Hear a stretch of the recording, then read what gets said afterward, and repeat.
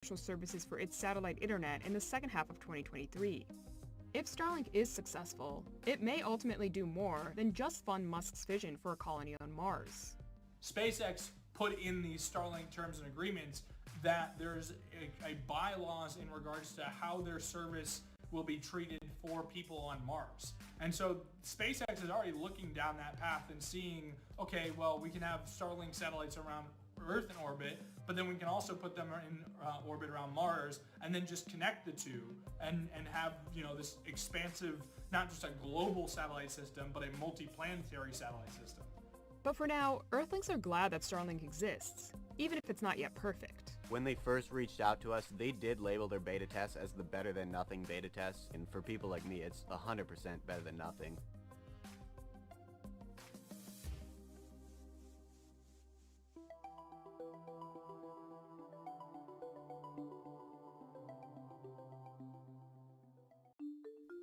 SpaceX CEO Elon Musk thinks that the holy grail to making life multiplanetary lies in humanity's ability to make a completely reusable rocket system that can carry a massive amount of equipment, supplies, and people deep into space. That's why SpaceX created Starship. The critical threshold to pass one of the most important great filters for any species is to have the other planet no longer dependent on the original planet. Starship is capable of doing that. It's capable of getting 1 million tons to the surface of Mars and creating a self-sustaining city. And I think we should try to do that as soon as we can. Starship is SpaceX's largest reusable rocket. The company's been testing Starship prototypes for several years, but none so far have reached space, as SpaceX has encountered both technical and regulatory hurdles. Aside from a potential breakthrough for space travel, Starship is in many ways also indispensable for the future of SpaceX. Many analysts and experts have said if SpaceX succeeds with Starship and therefore with Starlink, that could create and generate SpaceX into a company that's not a $100 billion valuation company, but a $1 trillion valuation company or more. Private sector funding in space-related companies topped $10 billion in 2021, a tenfold increase over the past decade. Traditionally, most of that funding has concentrated on activities closer to Earth, such as building out satellite communications. But there's evidence that this may be changing. Recently, there's been increased focus on lunar, so the moon and beyond. Think moon, Mars, deeper planetary exploration. Lunar and beyond investment was about $1 billion from private investors in 2021, the highest sum we'd seen to date.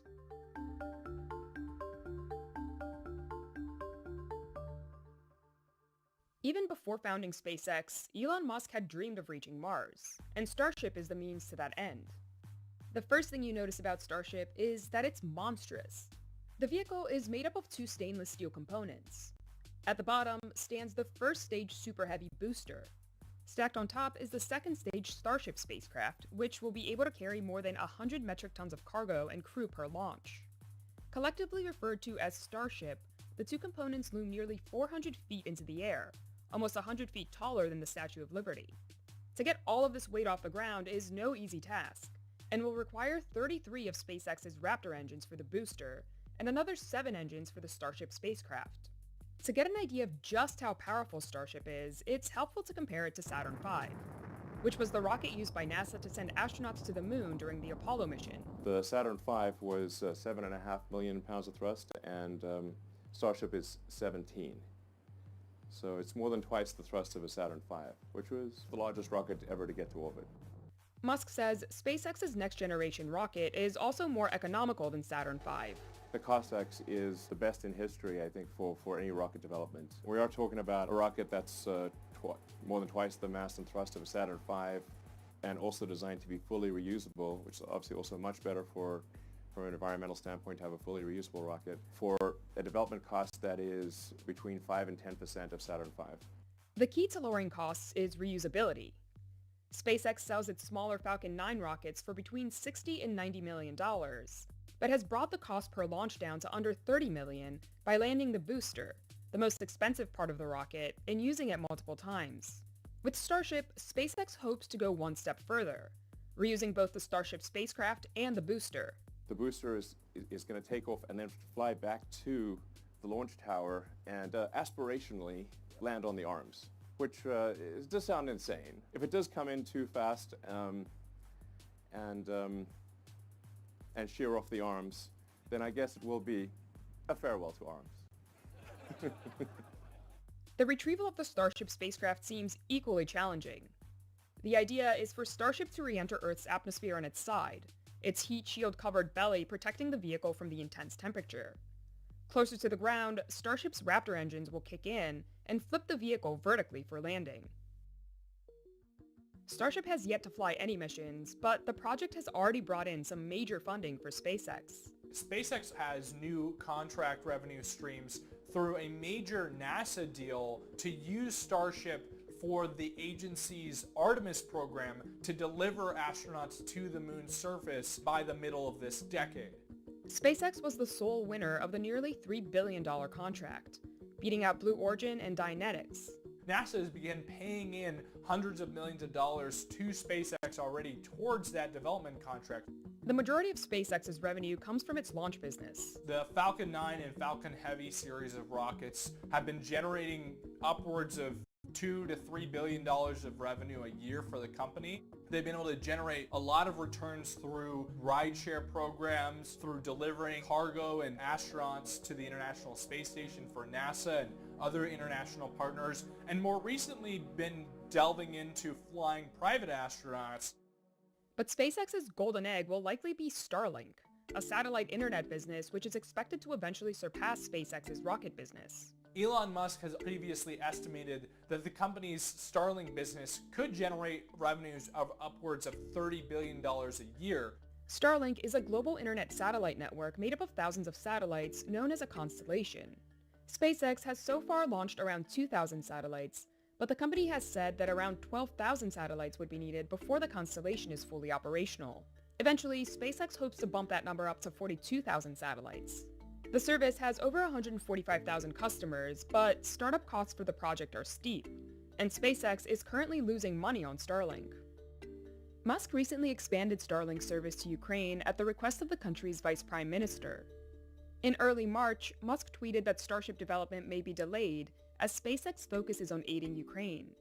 Under the current deployment plan for getting the number of Starlink satellites that SpaceX needs in orbit to get the system truly operational and global and providing service as broadly as they desire, it's very, very difficult to see how SpaceX will be able to achieve that in both a cost-efficient and a timely manner without Starship.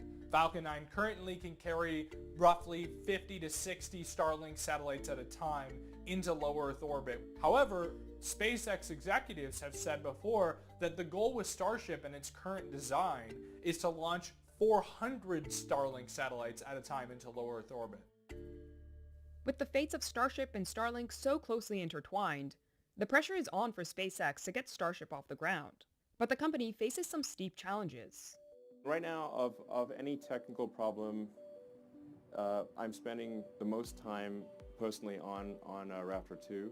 In November of 2021, Musk sent out a company-wide email to SpaceX employees, warning them that a Raptor engine production crisis created a risk of bankruptcy for the company.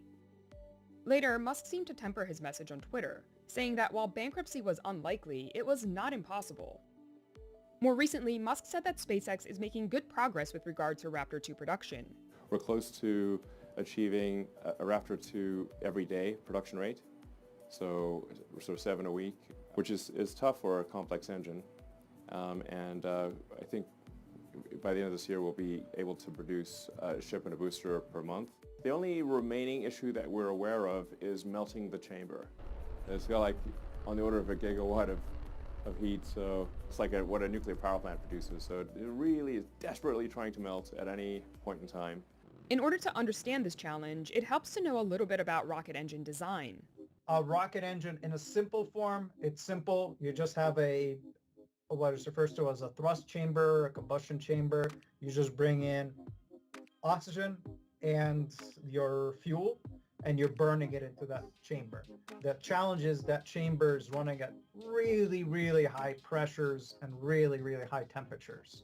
So doing that means that, first is I need to be higher pressure to push the propellant in, but then this chamber has to be able to handle the temperatures that is seen inside.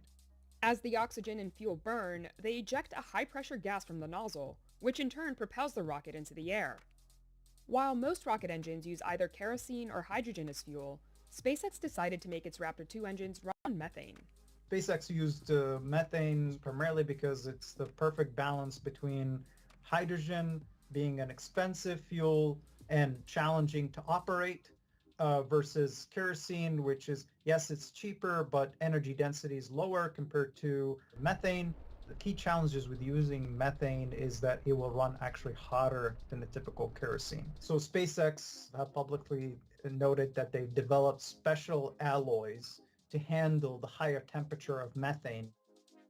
But despite these challenges, methane also has other advantages. One of the components that erode these engines is fuel coking, which is worse with rocket propellant kerosene-based fuels, but it's actually less of a problem with methane. Coking is essentially the soot that you see coming out of your car exhaust. It's primarily unburnt fuel that is essentially heated at really high temperatures and pressures, and that could go into fuel injectors inside the engine. It could coke surfaces. It influences your efficiency of your engine. Another plus that Elon Musk has talked about in the past is the ability to easily create methane on Mars and use it as a fuel for the return trip to Earth. SpaceX has steadily been building up its testing and production facility, known as Starbase, in Boca Chica, Texas since 2015. The move has garnered mixed reactions from locals, some saying that Starbase has helped create jobs and attract tourists, and others claiming the complex has displaced a beachfront community and endangered wildlife. Early tests of Starship have also been a mixed bag.